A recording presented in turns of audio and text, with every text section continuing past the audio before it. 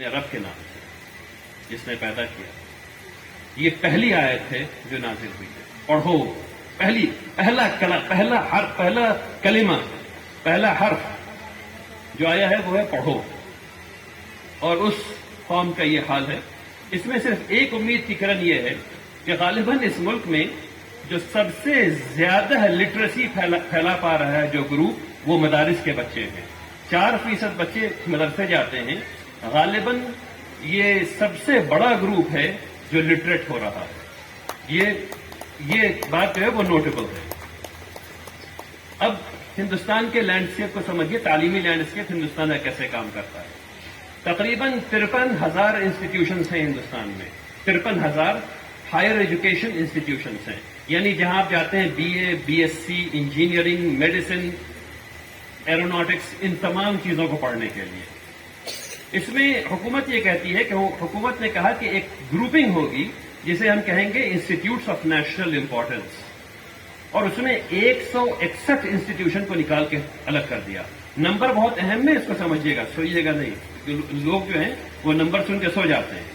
53,000 institutions ہیں. حکومت نے کہا کہ 161 جو ہیں وہ کہلائیں گے انسٹیٹیوٹس آف نیشنل امپورٹنس، ان کو الگ کر دیا 161 کو. اس کے بعد اس میں تھوڑی اور ایڈیشن ہوئی کہ انسٹیٹیوٹ آف ایمیننس یہ 10 ہوں گے، پھر وغیرہ وغیرہ کچھ انسٹیٹیوشنز ادھر رکھے. وہ 161 ہیں. اب مان لیجئے کہ 100 روپے کا تعلیمی بجٹ ہے ہندوستان کا. مان لیجئے کہ صرف 100 روپے کا تعلیمی بجٹ ہے ہندوستان کا. تو ایک طرف 53,000 انسٹیٹیوشنز ہیں تقریباً، اور اس 53,000 پر، یہ سنیے، اس 53,000 پر 48 روپے خرچ کیے جاتے ہیں.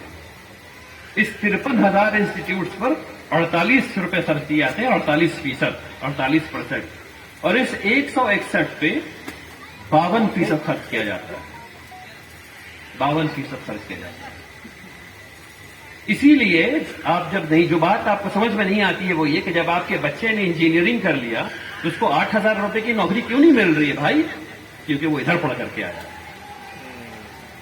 اس نے جو انجینئرنگ کی ہے اور اس کو جو 8,000 روپے کی نوکری نہیں مل رہی ہے، وہ اس لیے کہ وہ ادھر پڑھ کر کے آیا ہے. اگر ادھر سے پڑھ کر کے آتا تو اس کی پہلی جاب جو ہے وہ 10 لاکھ روپے کے اوپر ہوتی. ٹھیک ہے نا؟ وہ ادھر پڑھنا ہے، ادھر بھیجنا ہے. اور یہ کام ہے جو ایکسلنس کا ہے، جو تمیز کا ہے، جو آپ کو کرنا ہے.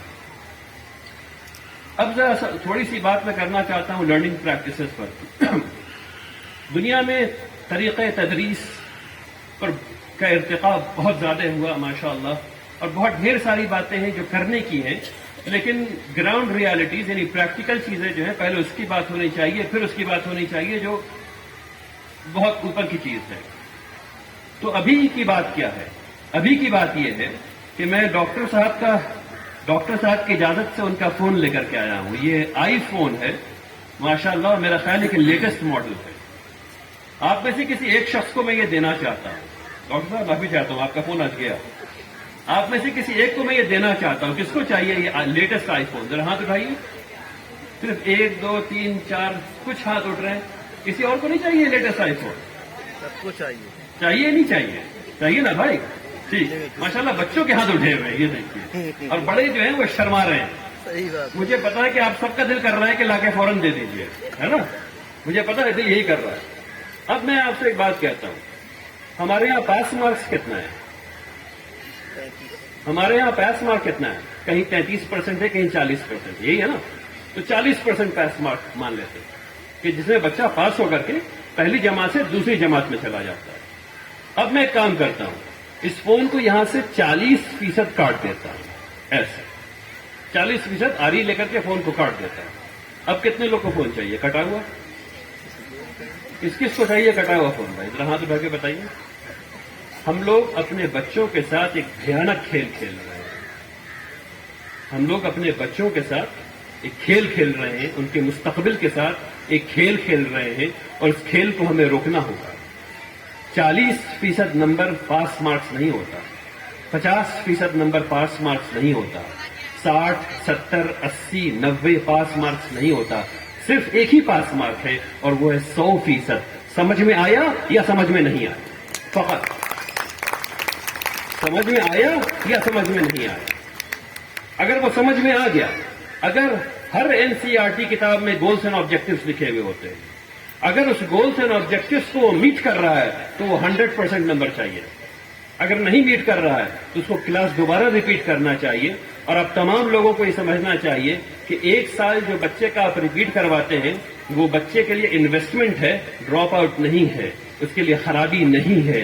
یہ اچھی بات ہے، یہ اچھی بات ہے. آپ بچے کو مضبوط کر رہے ہیں. لنگڑے گھوڑے کبھی ریس میں کامیاب نہیں ہوتے. اب سوچیے کیا ہوتا ہے. آپ تھوڑی دیر کے لیے تصور کیجئے ایک بچہ جو تیسری جماعت میں، اور تیسری جماعت بہت مشکل ہوتی ہے. دوسری جماعت اور تیسری میں بڑا فرق ہے، تعلیم میں بڑا فرق ہے.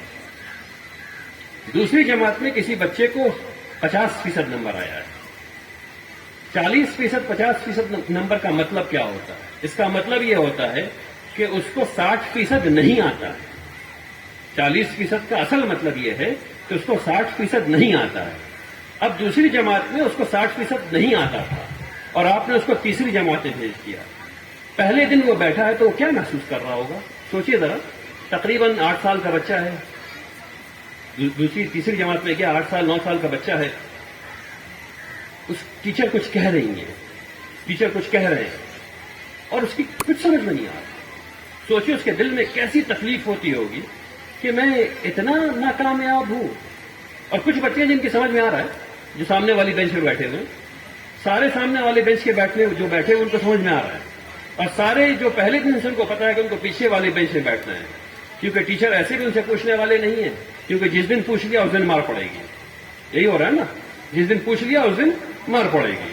وہ کہیں اور ہے، وہ کلاس کے باہر ہے، وہ ذہنی طور پر کلاس کے باہر ہے. تو جو دور کرنا ہے وہ اس سسٹم کو دور کرنا ہے. یہ 50% 30% والے سسٹم کو دور کرنا ہے. اور اس کو دور کرنے کے لیے جس چیز کی ضرورت ہے اس کو کہتے ہیں فارمیٹو اسسمنٹ. دیکھیے ہم لوگ ٹیسٹ